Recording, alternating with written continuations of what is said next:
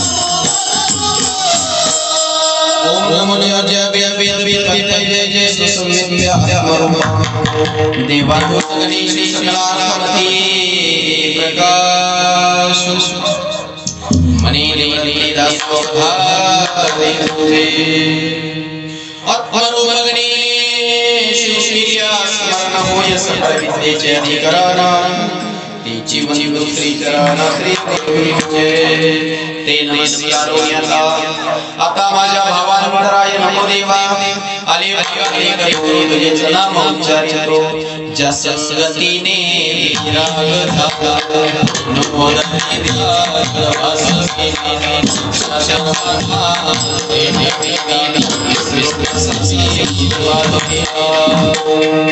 श्री श्री साची माता चरणावरी साष्टांग हे दंडवत आता हृदय अपुले चौपळण्या भले वरी बैसो पाऊले श्री श्री वचन नाही कमला मुली माझी रंगाची विनंती कर जोडी जोडी करते अपना सासी सवई जे जे धर्म जपजिला सोई ओम संसारेशा नवाई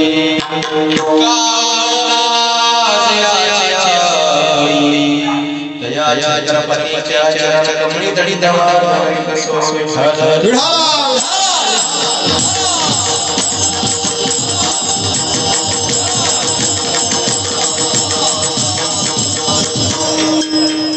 लोकीचा हा देह देव इच्छित पाहि धन्य आम्ही जन्मालो दास विठोबाचे झालो। गुरु जगद्वंदनी तुकोबराय तुम्हा आम्हाला जो नरदेह मिळाला या नरदेहाची महती वर्णन करतात नवे नवे महती सांगून इति कर्तव्यता सांगतात आणि इति कर्तव्यता पाडल्यानंतर या देहाच्या साह्याने आपल्याला पर्यंत जाता येतं या देहाच्या साह्याने काय करता येतं याची एकूण माहिती या अभंगाच्या माध्यमातून जगद्गुरु जगद्वंदनी तुकोबराय आम्हाला देतात। वास्तविक पाहता जर देहाचा विचार केला महाराज, भगवंताचं जर स्वरूप पाहिलं तर कबीरजी वर्णन करतात, रंग नाही रूप नाही, नाही वर्ण छाया, निरुनिर तुही राजा, मै गुलाम मै गुलाम मै गुलाम मै गुलाम,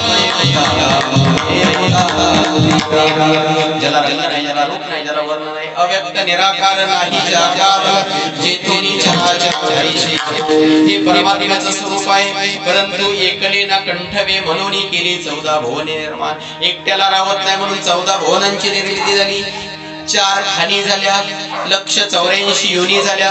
नाद बाबा भागवतामध्ये बोलून गेले, एकी केली गोचरी, एकी केली खेचरी, एकी केली जळचरे चरे आचरित्या, ऐशा 184 योनी, सृजोनी पाही परतोनी, निज ज्ञानाने लागोनी न लेखे अधिकारी कुणी सर्वता.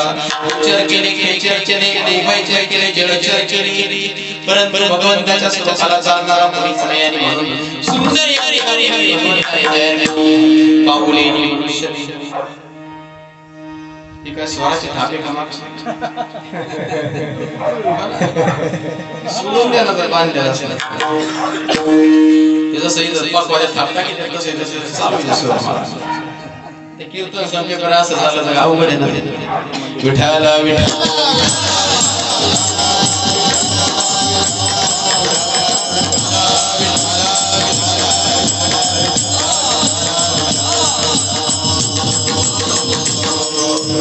नाद बाबा बोलून गेले, पाऊलेनी मनुष्य देह निज ज्ञान घातले पाही, निज ज्ञान नावाची गोष्ट दिली आणि सुंदर अशा प्रकारची देह भगवंताने बनवली महाराज. त्या देहाला काय काय दिलं, दिले इंद्रिय हात पाय,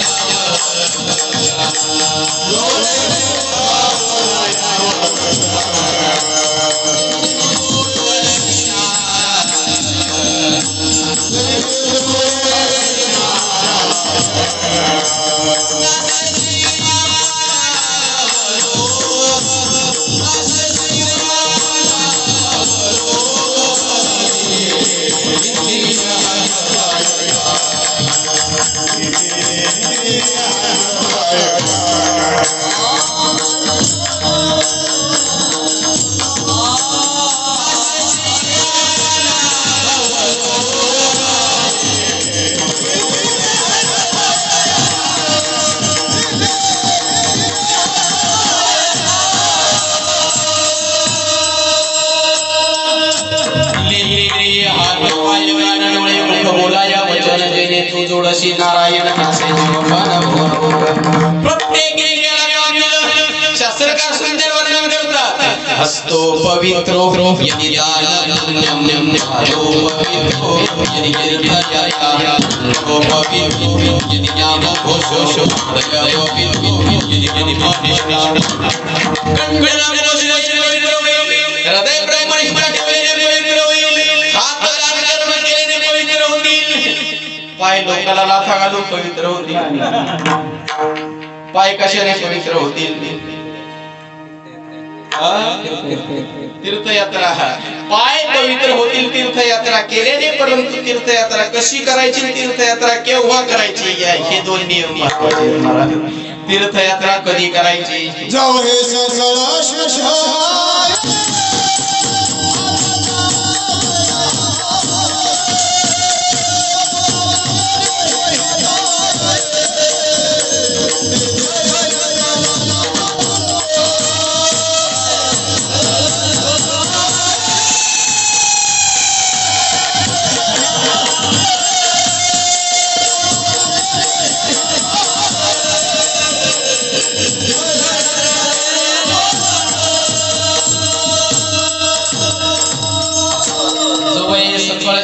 हे हात चालावया पाय तो आपले सोयीत पाहि, तीर्थयात्रे जाय चुकू नको, परिणाम तव हा काळ दुरी असे केला.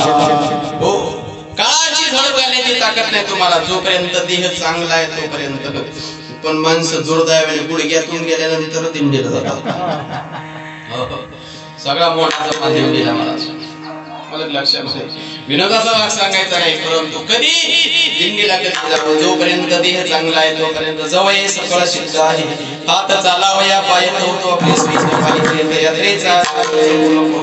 हो परत जरी गेला मग चालायचंय कसं त्यालाही फार महत्व आहे. अलग लक्षामध्ये ते बेड्या एवढं दुसऱ्याच्या तोंडात धोर सोडी चालला नाही. मग चालताना कसं चालायचं,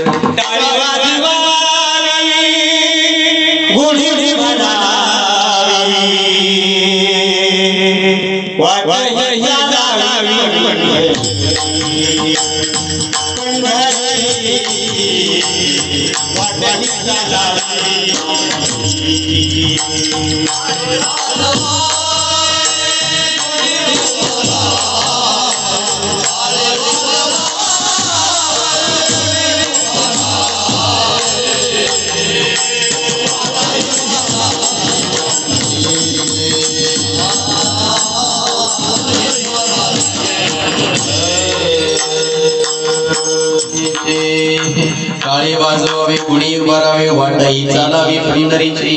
प्रमाण नंबर 2 नाम घेता वाट चाली. पावला पावलाला यज्ञ होईल परंतु नाम घेत चालला पाहिजे. आणि म्हणून प्रत्येक इंद्रियाला काम दिलं. मला डोळे तुम्ही गाणे सुख पाव विठोबाचे तुम्ही आई गाणे का माझ्या विठोबाचे हरी हरी तुम्ही म्हणाले सकळ तिने माया जाळ तुटतील. आणि म्हणून प्रत्येक इंद्रियाला काम दिले महाराज. सारांश रूपाने देवी दिला देह भजना कोमटा तो या झाला पाटा बाधिकेचा. हो महाराज त्या ठिकाणी सांगतात कबीर वाणा उठ हात का मानव देह अल्लाने तुझ दिया खाया पिया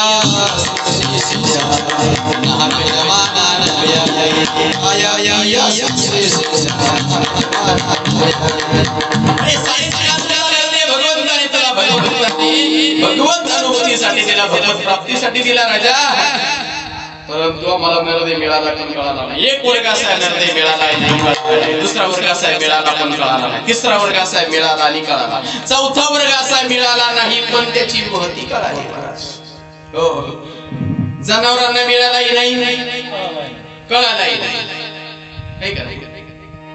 आता माणसं सोडून इतरांना मिळाला नाही आणि कळालाही नाही. माणस तू आम्हाला मिळालाय पण अजून नाही कळाला. हो साधू संतांना मिळाला आणि कळाला. आणि एक वर्ग असा आहे नरदे मिळाला नाही महाराज पण कळाला. तुम्ही म्हणता मिळाला नाही पण कळाला. हो आहे एक वर्ग असा मिळाला नाही पण कळाला. स्वर्गीचे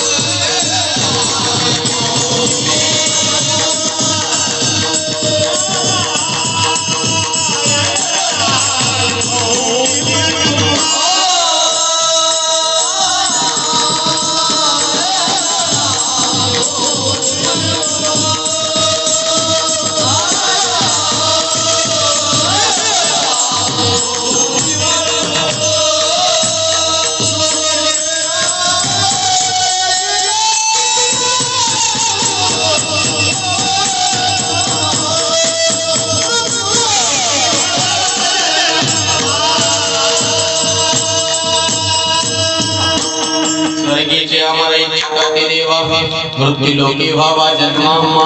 स्वर्गातले आम्हाला काही इच्छा व्यक्त करतात भगवंताला मृत्यू लोकामध्ये आम्हाला जन्म हो पावर का तर मोठी गंमत आहे. स्वर्गातले इथे यायचं म्हणतात.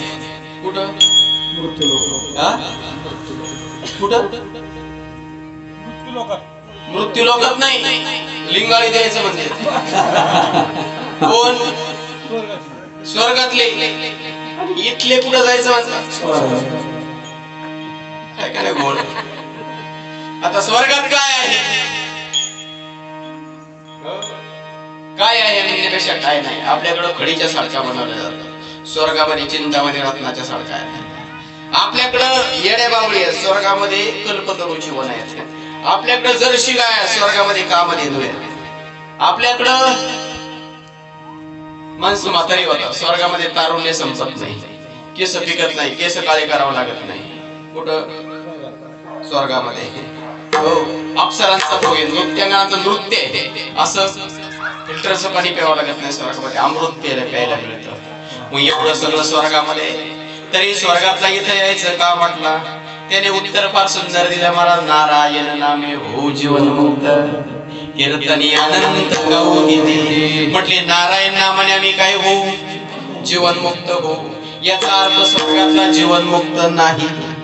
एक जण म्हणला मला सरपंच व्हावं वाटतंय, याचा अर्थ झाला नाही. कळतं का मी बोलतो ते? हो वाटलं याचा अर्थ झाला नाही. मग स्वर्गातला म्हणतो जीवन मुक्त हो, याचा अर्थ जीवन मुक्त नाही. आणि म्हणून जीवन मुक्त होण्यासाठी इथं जावं लागतं. मग स्वर्गामध्ये एवढं सगळं असताना बरं स्वर्गामध्ये राहता कधीपर्यंत येतं महाराज? कधीपर्यंत? जोपर्यंत आपल्या पदरी पुण्य आहे तोपर्यंत. एकदा पुण्य संपलं रे संपलं. हो स्वर्गामध्ये राहणं म्हणजे सांगू तुम्हाला थोडक्यात, सोपं करून सांगू सोपं. हो तुम्ही तुमच्या घरी किती दिवस राहू शकता? तसं नका सांगू. एकच उत्तर एवढं 50-60 एवढं म्हणण्यापेक्षा, एवढं सांगण्यापेक्षा एकाच वाक्यात सांगतो का मरेपर्यंत. सरळ उत्तर आहे. आपण जिवंत आहे तोपर्यंत आपल्या घरी राहू शकतो. लॉजवर किती दिवस राहू शकतो? सरळ उत्तर द्यायचं. पण पैसा आहे तोपर्यंत, पैसा संपल्यानंतर निघा. तसं स्वर्गामध्ये राहता येतं आपल्या पदरी पुण्य आहे तोपर्यंत. पुण्य संपल्यानंतर पाठीमागे लागतं. आणखीन एक उदाहरण सांगतो, मी सांगत नाही, ज्ञानोबा सांगतो. धर्मपत्नी घरी चांगली आहे, सगळा प्रपंचात व्यवस्थित आहे, श्रीमंती आहे, पण याला नाद आहे वाईट वेश्याकडे जाण्याचा. वेश्या त्याला प्रेम देईल कधीपर्यंत देईल? पैसा आहे तोपर्यंत. पैसा संपल्यानंतर लाद घालून बाहेर जाईल, नाही काढणार. हो हे मी नाही बोलला, तुम्ही म्हणतात, तुम्ही मनाने सांगतात का? ज्ञानोबा सांगतात, जैसा वेश्या भोगा कवळावेचे मग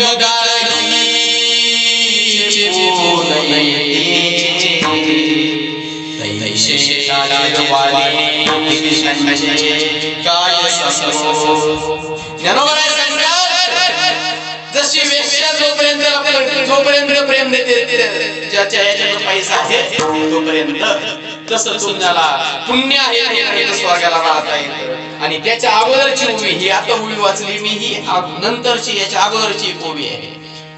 पै पुण्याची पावती सरे सवेंद्र मनाची उठी येऊन रे येऊ लागली माघारी.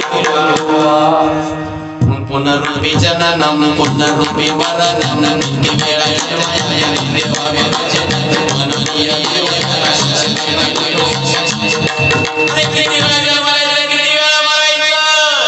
आणि म्हणून तुम्ही आम्ही भेलो आणि म्हणूनच विठोबाला शरण आलो. मनोनिय जीव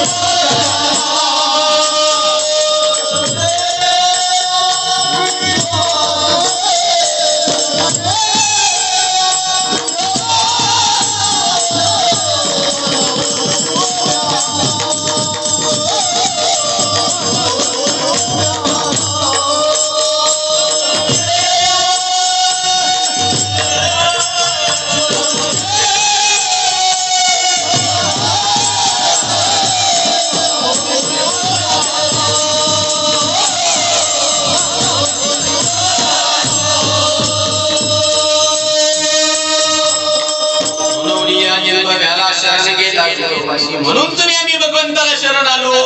किती वेळा जन्मायचं, किती वेळा मरायचं. आणि म्हणून बरं जन्माच्या यातना काय सोप्या आहेत का महाराज? गर्भातल्या यातना काय सांगू गरबीची याद मज पोटी मांस मला तुझं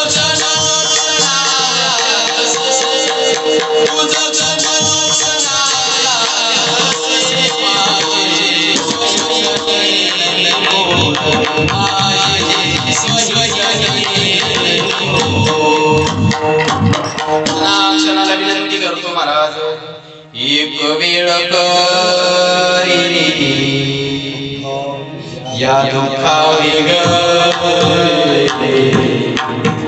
गरीतांचे जाळे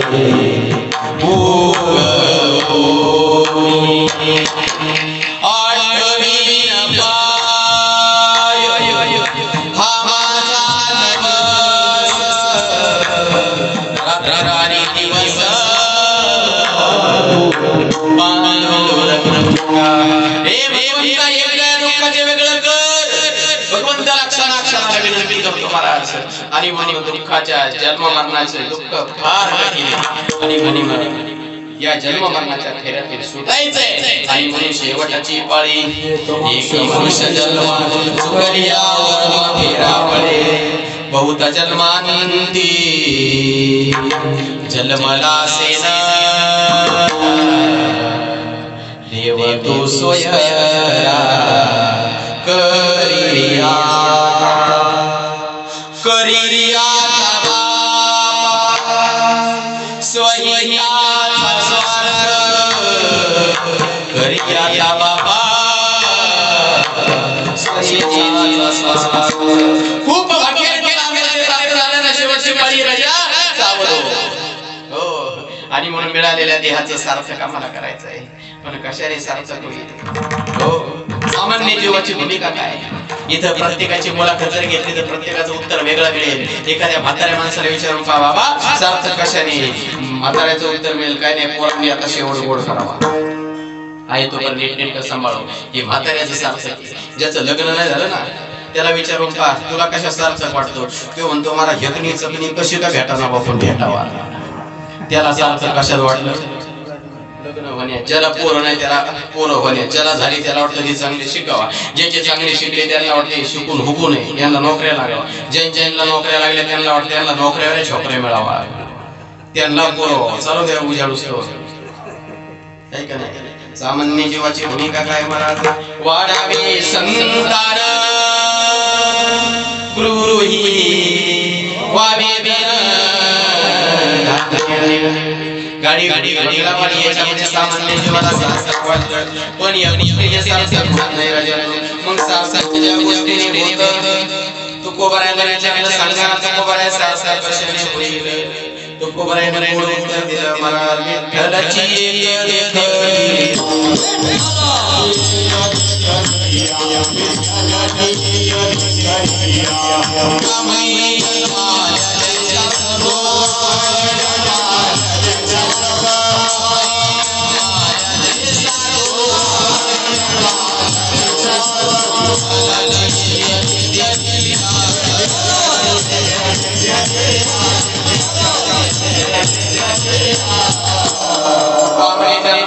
सार्थक विठ्ठलाची एक देखलिया.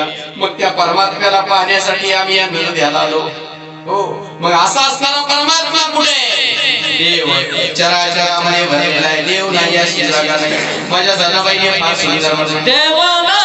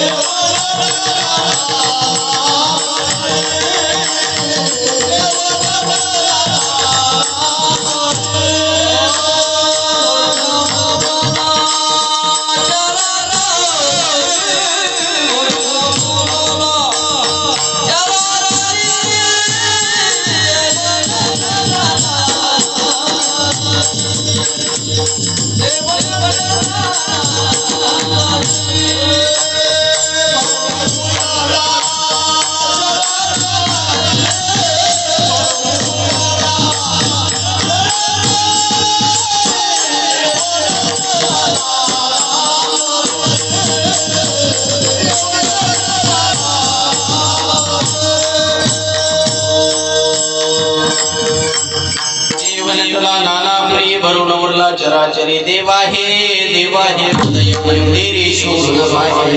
जनाबाई सांगितलं देवा हे पण पाहायचं असेल तर कुठं पहा, हृदय मंदिरात ते पहा. पण आम्ही हृदय मंदिरात कधी पाहत नाही, बाहेर पाहिल्याशिवाय कधी राहत नाही. अरे कुठे शोधीशी ओ रामेश्वर हृदया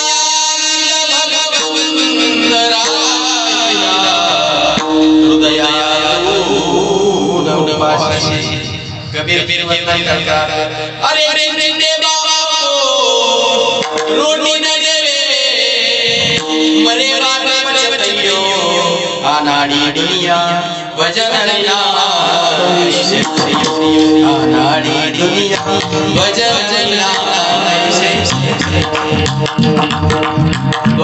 जीवन जीवन आख्या गावाला गुलाबजाम, गाव पंक्तीला बसून गुलाबजाम खातात. म्हातारा फोटो पण पाहतो कोण कोण जेवतंय. जे म्हातारे भाकरी वाचून मेले असतील वाक्याने टाके अर्थाचा अनर्थ नाही करायचा. काय बरेच लोक म्हणले महाराज असं म्हणले म्हणून आम्ही जेवत नाही श्राद्धाला. मी काय बोलतो हे लक्षात घ्या. जे म्हातारे भाकरी वाचून मेले असतील आणि त्यांचे श्राद्ध त्यांच्या पोरांनी स्वतःची प्रतिष्ठा वाढवण्यासाठी मोठे घातले असतील, त्या श्राद्धाला जेवढे जेवले तेवढे म्हाताऱ्याने गाठवले.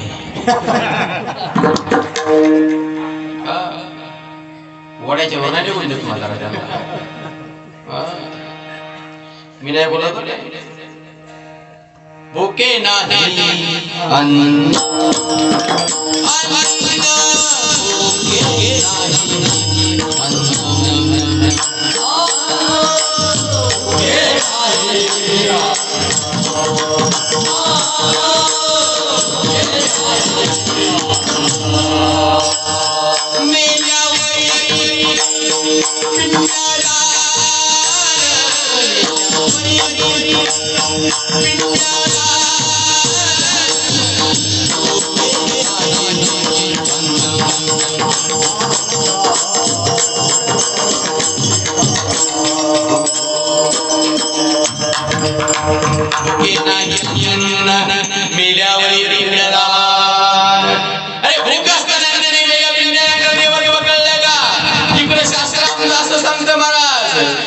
बापे केवळ काशी न लावे नलिले काय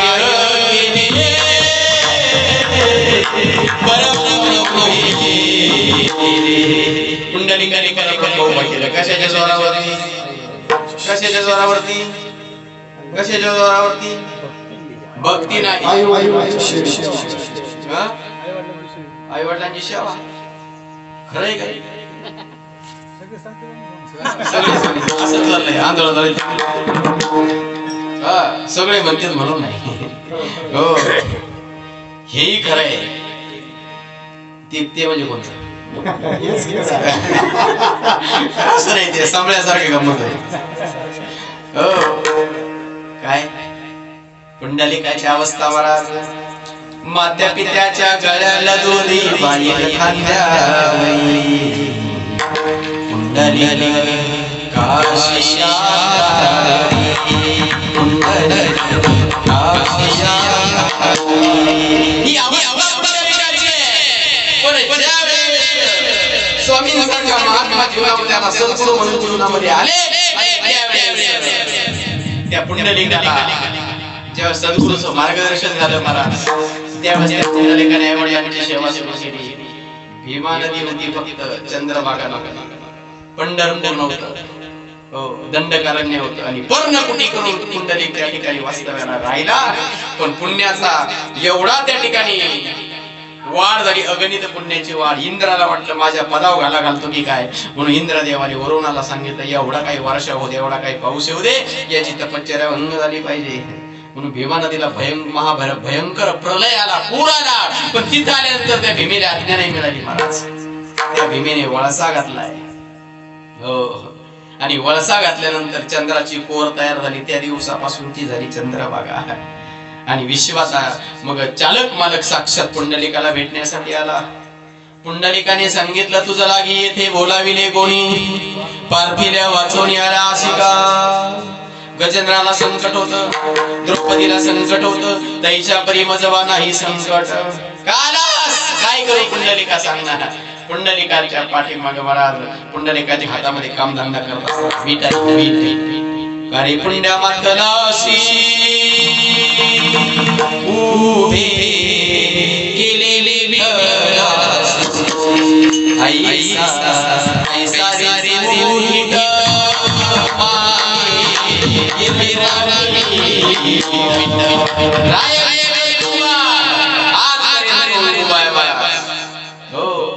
कशाच्या जोरावरती पुंडलिकाने उभा केला?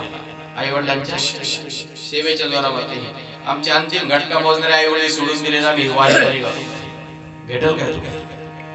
भेटल नाही भेटू शकत. म्हणून सकळ तीर्थांचे धुळे जे का माता पितरे, माय बापे केवळ काशीचे न जावे तीर्थाशी. देवदेव आमच्या लक्षामध्ये येत नाही. नाथांना गाढवा देवते दिसलं, नामदेवाला पुत्र देवते दिसलं, जनाबाईला गौऱ्यात दिसलं, सावता बाबाला फुलात दिसलं, आम्हाला आमच्या दिसत नाही. म्हणून हे नरा आत बगचा जीव हा नवी तू बुद्धी दर्पणी ब्रह्मवरची छाया. हे नरा आत बगचा जीव हा नवी माया तू बुद्धी दर्पणी ब्रह्मवरची छाया. अरे राम नवे तूच देखाय, पण तुला तू कळायला तयार नाही. तुका म्हणे हा तो सोय ब्रह्म, मूर्खनीने वर्म संत चरण, हो हाच ब्रह्म. तुका म्हणे सांगू किती या तो भगवंताच्या भोवती. तुका म्हणे मूढ जना देव देवी देह देवाचे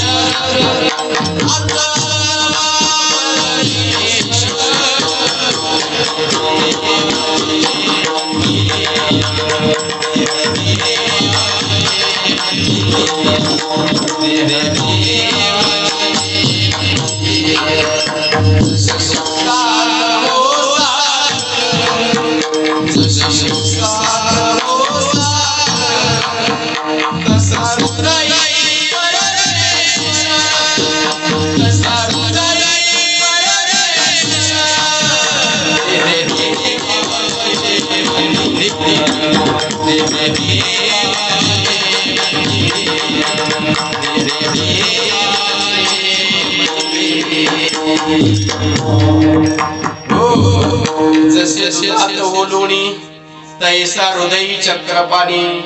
हो तसा परमेश्वर हृदयामध्ये राजा इकडे तिकडे शोधू नको. ज्याच्या सत्तेने शरीर चालतो, ज्याच्या सत्तेत तुम्ही बसलाच ना आता, तो परमात्मा आहे, तो आत्मा आहे. आलं लक्षात? तुम्ही बसले का? तुम्ही बसवले? हो बसणार आहे. तुम्ही बसले का? तुम्हाला बसवले? झोपले? बसले का बसवले? हा बसवले कोणी?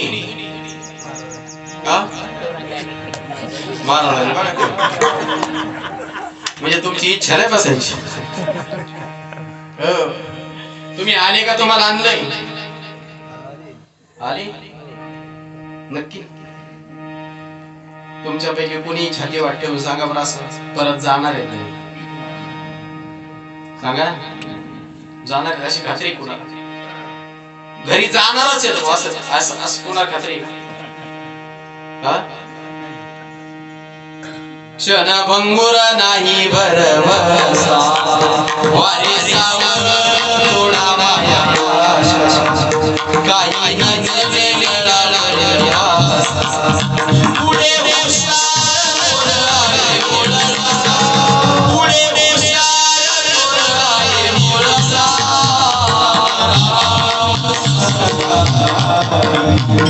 राम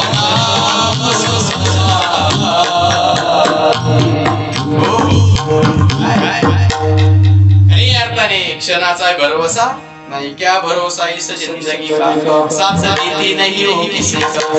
हो क्षणाचा भरोसा आहे का? बरं देह राहणार आहे का जाणार आहे? हो देह जाईल जाईल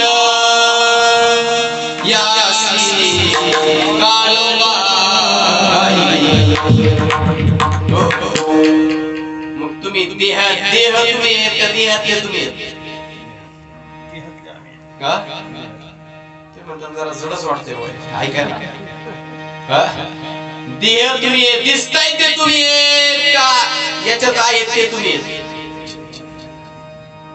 आणखी सोपं सांगतो, तुमच्या समोर उभा आहे हा बाबा आहे का तुमच्याशी बोलतोय हा बाबा आहे?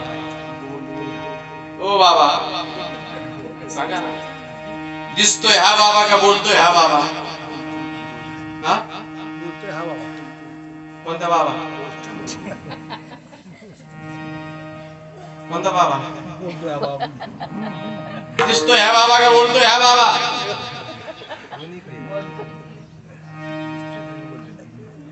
दिसतोय हा खरा आहे का?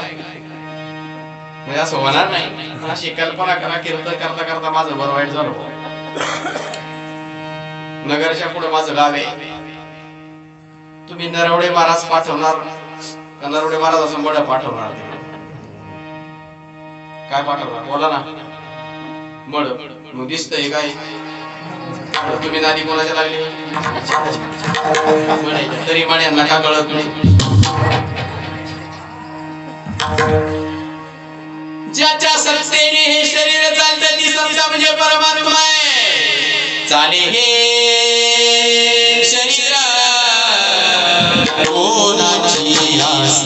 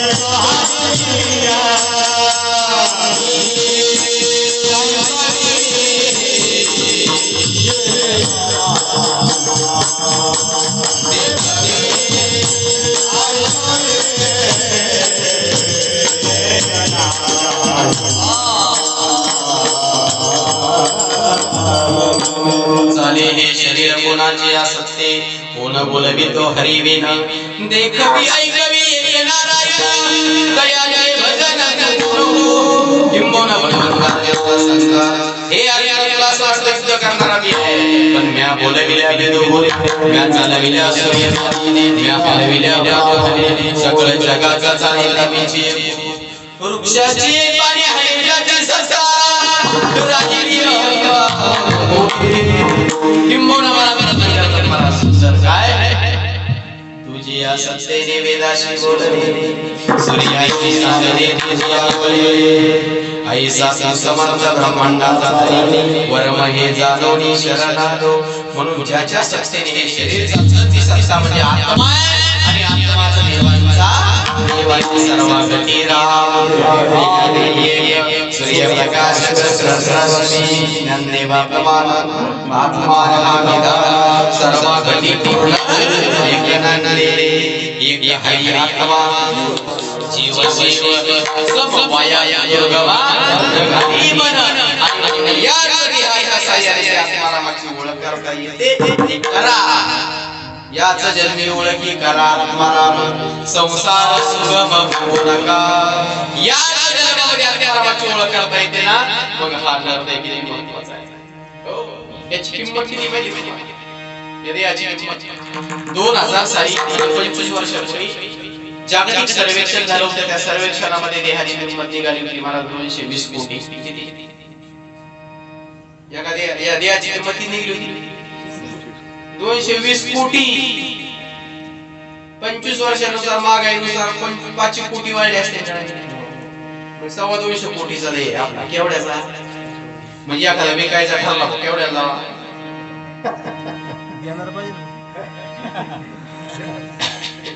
ही आधारभूत किंमत आहे किती आधारभूत किंमत 220 कोटी वन देऊन जर घ्यायचं म्हणलं मग जास्त 220 कोटीचा देह भगवंताने आपल्याला फुकट दिला फुकट हो कळली किंमत आपल्याला द्यायची नाही कळले महाराज खाया पिया सुखे सोया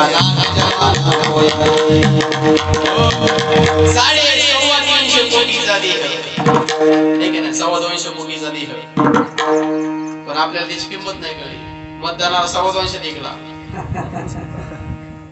225 कोटीचा देह केवढ्याला विकला मतदानाला 225 दिला कळली आम्हाला किंमत हो सांगायचं तात्पर्य असं एवढ्या अमूल्य किमतीचा देह भगवंताने आम्हाला फुकट दिला महाराज हो बरे चांगले एक वाईट आहे देह चांगला आहे वाईट चांगला आहे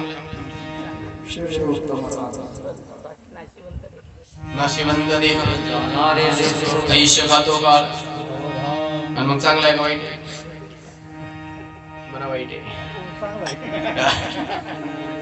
हो बरं चांगलं म्हणावं मदाला असं म्हणणं खरं का तुमचं म्हणणं खरं मदाला असं म्हणणं खरं का तुमचं म्हणणं खरं मदाला असं चांगलं म्हणले काय हा देह नाशिवंत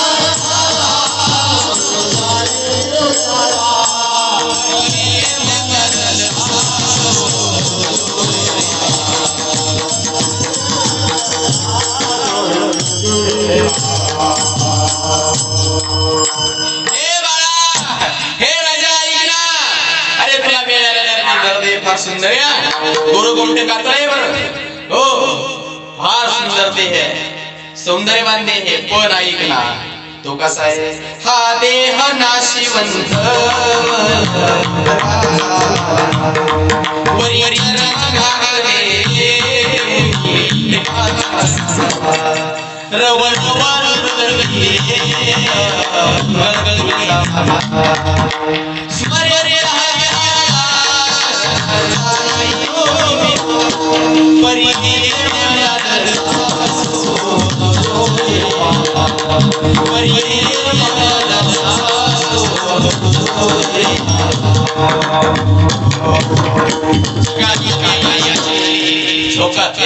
बाळाला उपदेश केला का नाही आपल्या आयांनी नसेल धोका दिला पण आज्यांनी आपल्याला धोका दिला असेल महाराज आजही काय म्हणतात धोका देताना तुमच्या पुणे जिल्ह्यात नाही मला माहिती पण आमचं नगरचं समजा काय म्हणतात सांगा ना तुम्ही बी नगरचे सगळेच नगरचे ऐकणार सांगा काय एकाच वाक्याला हा दुसऱ्या जागा येऊ नाही मला तुमच्याकडे कसं आहे बस काय तसंच हो काय संस्कार महाराज पण देह चांगलाही नाही देह वाईटही नाही देहाचा वापर तुम्ही कसा करता देहाची किंमत ठरत असते मला जर करतात देह जर विषय उपभोगासाठी स्वार्थासाठी वापरला तर तो नाशिवंत आहे आणि तोच देह जर तुम्ही परमार्थासाठी वापरला भगवंताच्या साध्यतेसाठी वापरला तर देह कसा आहे चांगला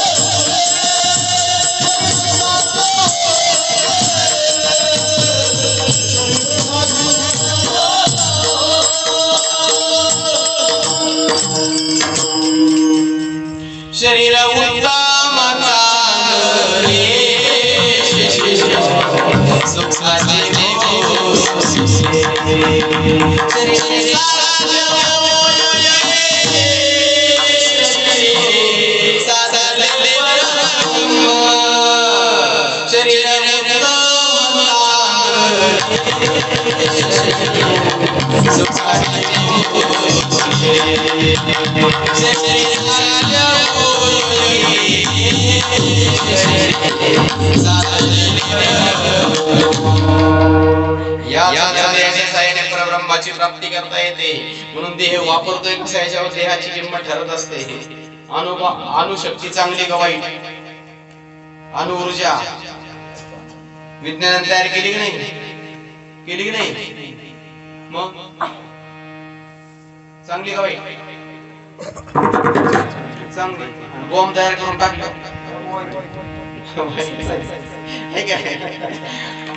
अणुशक्ती चांगली विधायक करण्यासाठी वापरली आणि बॉम्ब करून टाकली मग वाईट आहे. तसं देह चांगला आहे नाही देह वाईट आहे, देहाचा तुम्ही वापर कसा करायचा देहाशी ठरत असते. आणि असा देह तुम्हा आम्हाला मिळालाय पण कळाला नाही. आणि म्हणून महाराज या ठिकाणी सांगतात की या देहाच्या साह्याने भगवंताच्या स्वरूपापर्यंत जाता येत. आणि असा देह तुम्हाला मिळालाय की ज्याची इच्छा स्वर्गादी देव करतात.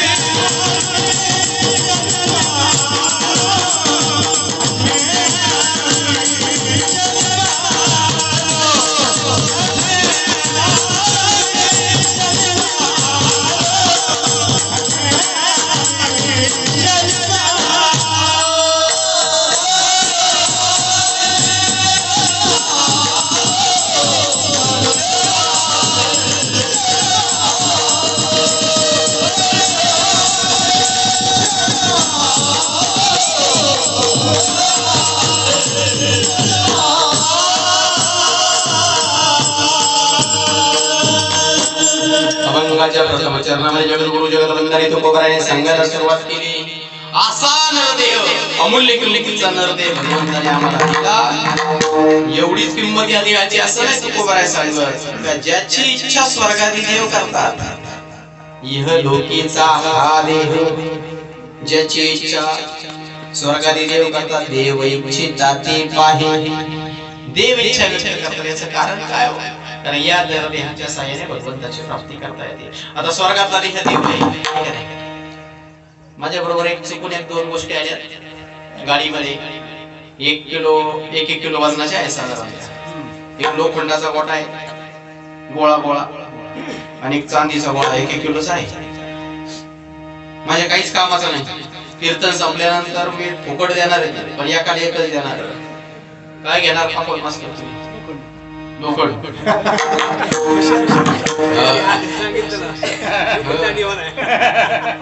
का बरं लोखंड घेणार?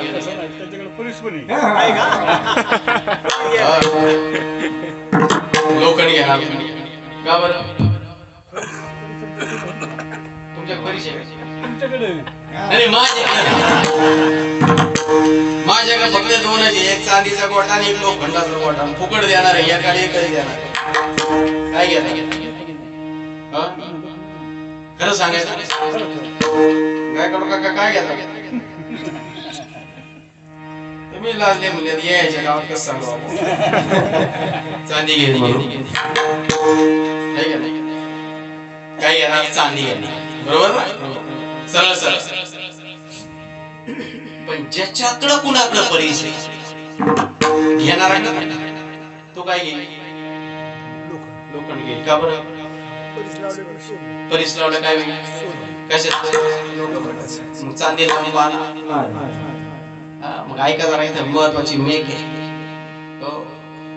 मृत्यू लोकातला नरदेह सोडला तर इतर लोकांमध्ये चांदी सारखे दिव्य चकाकणारे आहेत लखलखणारे हो आणि मृत्यू लोकातला जो नरदेह लोखंडासारखा नासकाय कुचकाय गंजकाय पण पुढचा ऐका जरा समर्थ सद्गुरूच्या कृपा प्रसादाने त्याला जर कधी नामरूपी परीत जर लागला ना तर त्याचं देवरूपी सोनं झाल्याशिवाय राहत नाही महाराज आणि म्हणून महाराज त्या ठिकाणी सांगतात हा देह जरी नासका कुचका असला ना तरी याच्यामध्ये परिवर्तन होतं आणि परिवर्तनशील असणारा जो देह आहे तो आम्हाला मिळाला आणि म्हणून त्याची इच्छा स्वर्गादी देव करता देव इच्छिता ती पाहे हो मग देवाने इच्छा व्यक्त करावी असा देह तुम्हा आम्हाला मिळाला आहे मग आम्ही भाग्याचे आहेत का नाही आहे का नाही कशाला काय सांगायला तयार नाही माणसं म्हणून मला वाटलं काही शंका आहे काय म्हणून उभा आणखी गावंगामध्ये बोलून गेले महाराज आम्ही दैवाचे दास पंढरी आम्ही दैवाचे दास पंढरी आणि म्हणून मिळालेला आम्हाला जर सार्थक जर केलं तर खऱ्या अर्थाने या देहाला येऊन काहीतरी कमवल्यासारखं होईल नाहीतर मग मात्र म्हटले नाहीतरी काय थोडी श्वान शुकरे बाबू जन्माची होती काय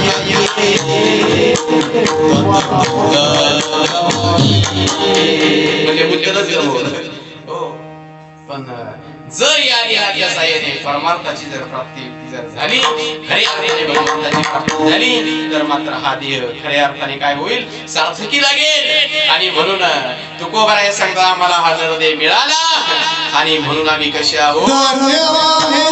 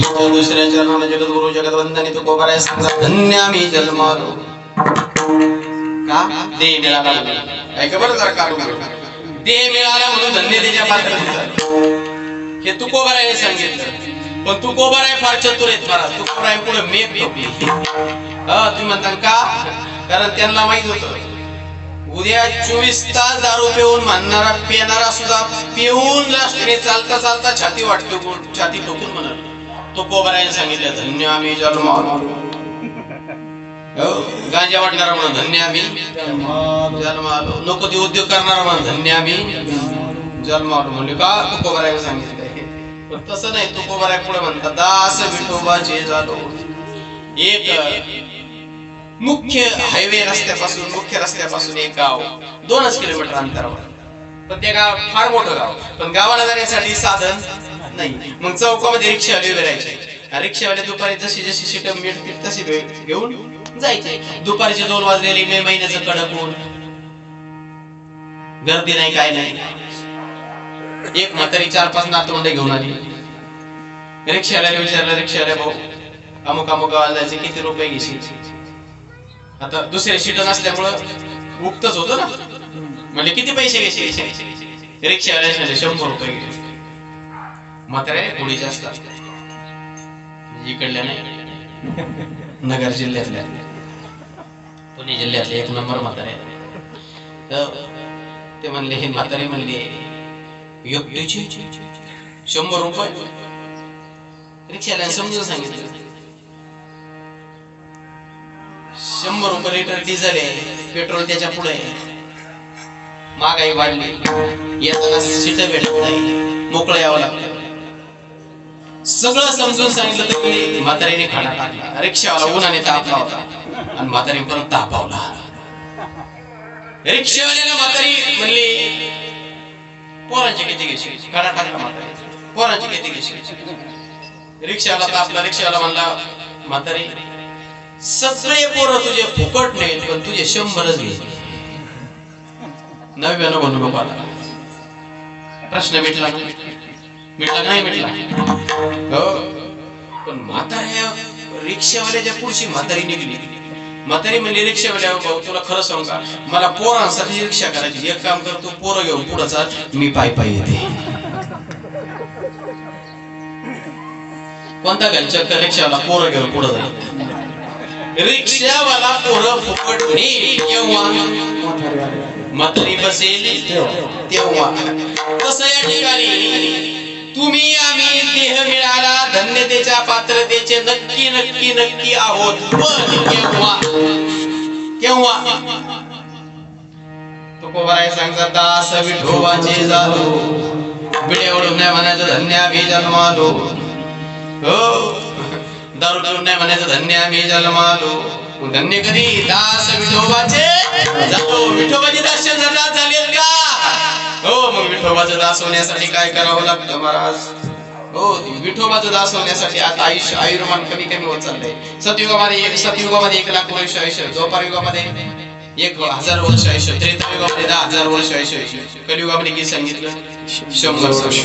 त्या संक्रित खाणं, मावे गोवे, गुटखे, तंबाखू, दारू, विडी, शिगारे, ढाबा संस्कृती, शरीराला व्यायाम राहिला नाही. किती आयुष्य जगत माणसाला? 60 मधलं निम्मच होते. खाली किती राहिले? 30 मधले 15 मालपणा गेले. खाली किती राहिले? 15. त्यातले 10 वर्ष तारुण्यात घुमरी तुमरी करण्यात, तुझं माझं करण्यात, नाही का नाही, आरशा पुढे उभं राहण्यात, नाटण्यात, मुरडण्यात गेले. खाली किती राहिले? 5 राहिले. ग्रामपंचायत लागली तोपर्यंत. काय राहिले भाजनाला? ग्रामपंचायत राहिली. आला 3 मतांनी निवडून. कोण येणार? जो कोणी असेल तो. किती मतांनी निवडून आला? 3 मतांनी निवडून आला. मग त्याच्या विरोधातला किती मतांनी पळला? 3 मतांनी पळला. काम सोडून 5 वर्ष सगळ्या गावाला एवढंच आरडून सांगत होता, कशी जिरावली म्हणलं त्याची. 3 मतांनी कशी जिरावली त्याची. म्हणजे 3 मतांनी पडलं ना, ते सकाळी उठल्यापासून त्याच्या डोक्यात एकच खटका, 3च मतांनी गेलोय, खरा गोळे दिसत त्याच्यावर संशय. दोघांचे गेले 5-5. काय वाजण्यासाठी शिल्लक राहिलं? बालवै खेळ मनो तारुण्य दास, वृद्धपणी नको देवा नको येणार, कैवल्याच्या चांदण्याला उगेला चोर, कैवल्याच्या चांदण्याला उगेला आणि माझ्या संतांची सभा झाली. कमी कालखंडामध्ये आम्हाला, कमी आयुष्यामध्ये आम्हाला भगवंताच्या स्वरूपापर्यंत जायचंय. संत एकांती बैस सर्व सिद्धांत शोधी ज्ञानदर्शी अवलोकी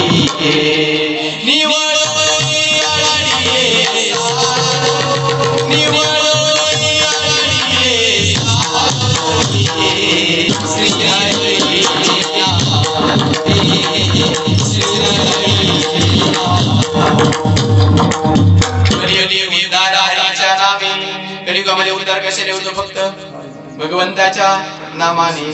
न लगे दंडा न मुंड न लगे पंचामी साधो न लगे तीर्थाचे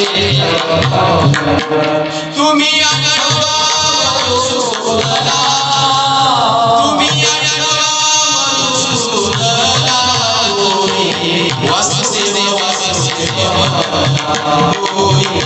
वासुदेव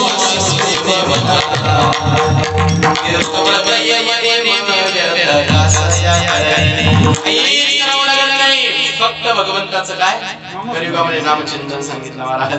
नामचिंतन नामचिंतन नामचिंतन म्हणजे तरी काय इथं घोटाळाचे बऱ्याच लोकांचा. हो, महाराष्ट्र 4 राज्यामध्ये फिरतो सध्या मी, पण एवढा घोटाळा लोक म्हणतात कशाला काय म्हणतात महाराज. ऐका जरा, नाव वेगळं नाम वेगळं, मंत्र वेगळा नाम वेगळं. आलं का लक्षात? हो, ठेवलेल्या नावाला. हो, तुमचं नाव काय? विजय. झाले विजय का व्हायच्या आधी विजय? झाले विजय. कोणाचा? आई बापाचा. तुमच्या, म्हणून तुमचं नाव विजय ठेवलं.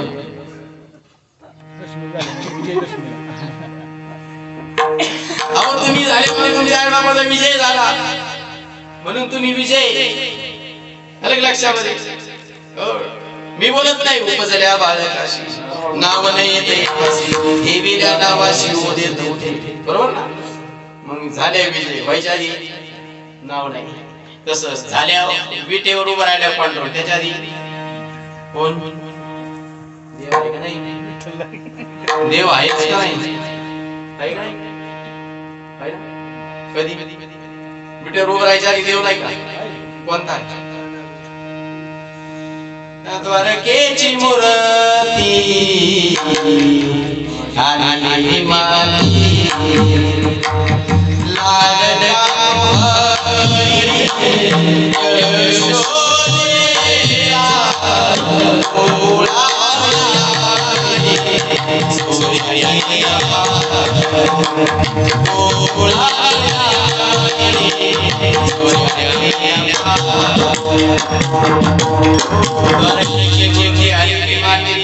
लाडका हरी यशोदेचा. मग कृष्ण आहे, त्याच्या अगोदर राम आहे, त्याच्या अगोदर परशुराम आहे, त्याच्या अगोदर वामन आहे, त्याच्या अगोदर ऋषी, त्याच्या अगोदर वाराह, त्याच्या अगोदर गच्छ, त्याच्या अगोदर मच्छ. त्याच्यात देव नाही का? कोणी कीर्तनाला सुरुवात केली तो रंग नाही, रूप नाही, नाही वर्ण, निर्गुण निराकार, तू ही रघुराया, तो परमात्मा आहे. मग ज्याला रंग नाही, ज्याला रूप नाही, ज्याला नाव नाही, त्याला काय म्हणावं? काय राम म्हणता, कृष्ण म्हणता, हरी म्हणता. अरे राम हा दशरथाचा मुलगा आहे, कृष्ण वसुदेव दिलेला आहे. हो, म्हणून तेव्हापासून राम, तेव्हापासून कृष्ण, हरी हे स्वरूप लक्षण सांगितलं. म्हणून आपण तिथपासून राम राम कृष्ण हरी म्हणायला सुरुवात झाली. पण त्याच्या आधी देव नव्हता का? त्याच्या आधी लोकांनी भजन नाही केलं का? त्याच्या आधी लोकांचा उद्धार झाला नाही का? मग त्यांनी काय म्हटलं? काय म्हटले? राम कृष्ण हरी म्हणायच नव्हता तर म्हणतील काय? पण जे होत ते निर्गुण तत्व महाराज, ते तत्व सद्गुरूच्या मुखातून भेटत असतं, त्याला नाम म्हणतात. अनादिकालचं नाम आहे. बीज कल्पांतीचे तुका म्हणे, घेईन देवाचे नाम विठोबाचे. बीज कल्पांतीचे तुका म्हणे, आणि ते नाम दुसरीकडे कुठंच मिळत नाही. ते नाम फक्त सद्गुरूच्या मुखातून मिळतं. म्हणून रामाला सुद्धा देव असताना ते नाम वशिष्ठाकडून घ्यावं लागलं, कृष्ण असताना ते नाम संदीपनीकडून घ्यावं लागलं. आणि असं परंपरेने आलेलं जे नाम आहे, ते नाम एकदा मिळालेलं. या देहामध्ये त्या नामाचं चिंतन जर घडलं ना तर महाराज सांगतात याच निर्णयाच्या साह्याने आम्हाला सच्चिदानंदाची पदवी धारण करता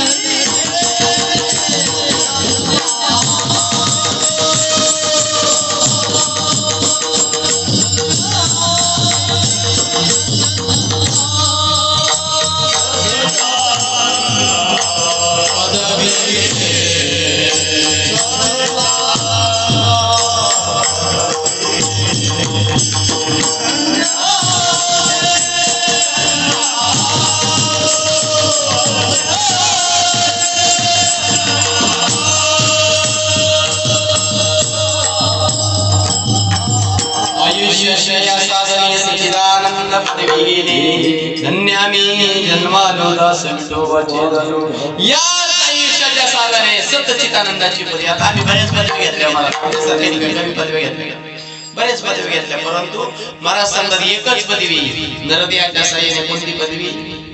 सत्य. सत्य म्हणजे सत्य, चित्त म्हणजे चिरकाळ टिकणारी आणि आनंदाला देव म्हणतात. आनंदाला काय म्हणतात? देव म्हणतात महाराज.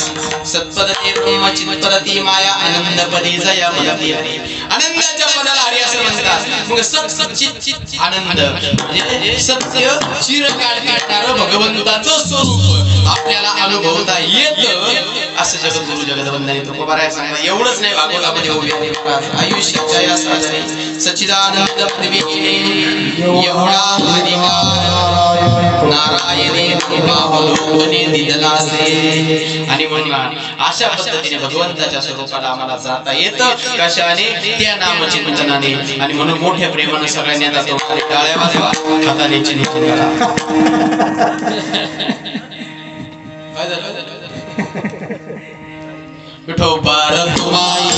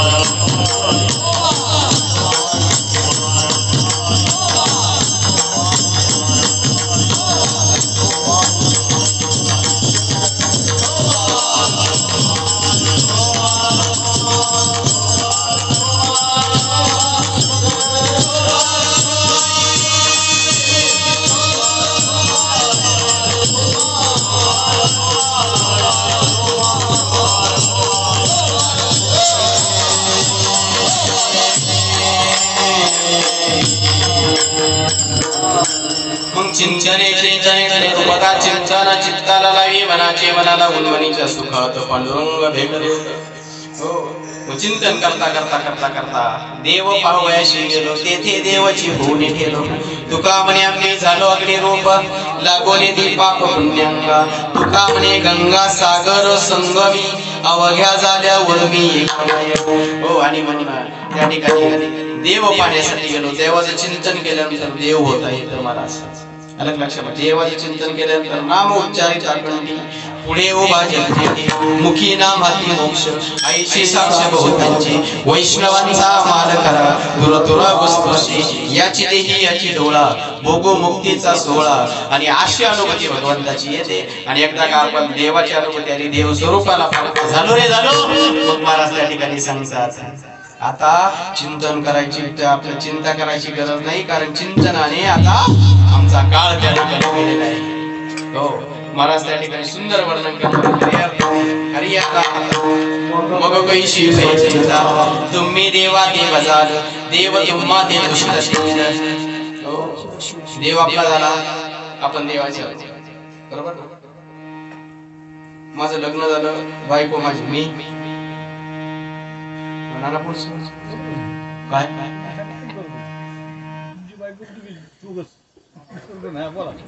तुम्ही माझा अर्थच नाही लक्षात. माझं लग्न झालं, बायको माझी मी, हे म्हणाला का जेशी हो तस भक्ती करून देव माझा मी देवाचा, देव माझा माझा माझा देव माझा देव माझा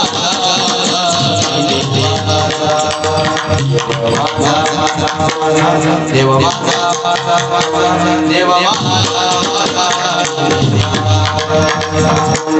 देव माझा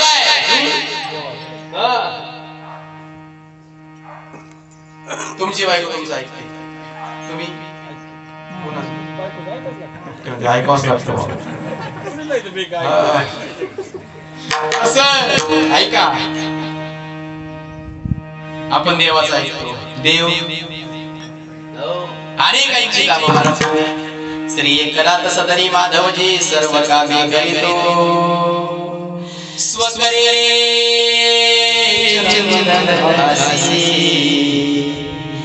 गंगेचे पाणी आवडी काम करावं. मीराबाईच्या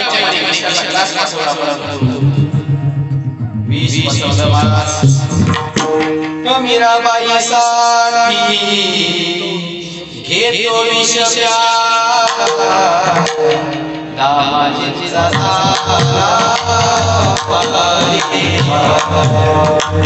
सज्जन विपुलाय मोक्ष माया सावत्यास गुरुदेवाय चरण गुलाय रोहिदास संगे कबीराच्या मागे विरगे कुल जजाची जाई आमले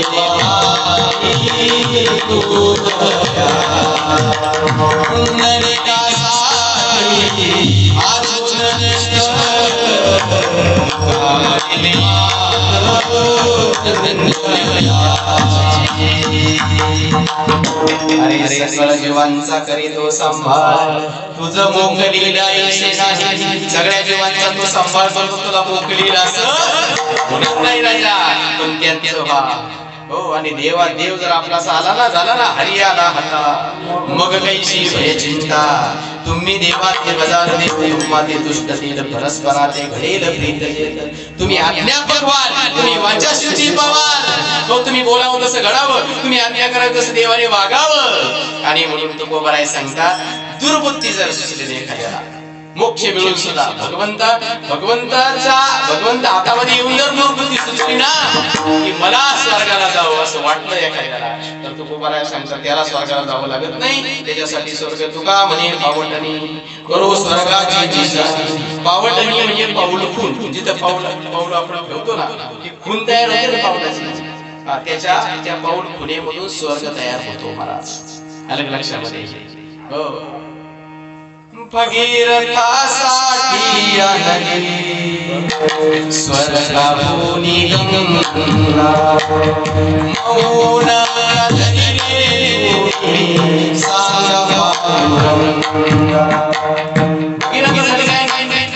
गंगा आणली का नाही आणली ना. मग तुकोबराय सांगतात जर एखाद्याला असं वाटलं ना मला स्वर्गाला जावं, त्याला स्वर्गाला नाही जावं लागत, स्वर्ग त्याच्या पायाखाली तयार होतो. म्हणून तुका म्हणे पावटणी करू स्वर्गाची निशाणी धन्यामी जन्मालो दास विठोबाची झालो ज्ञानेश्वर.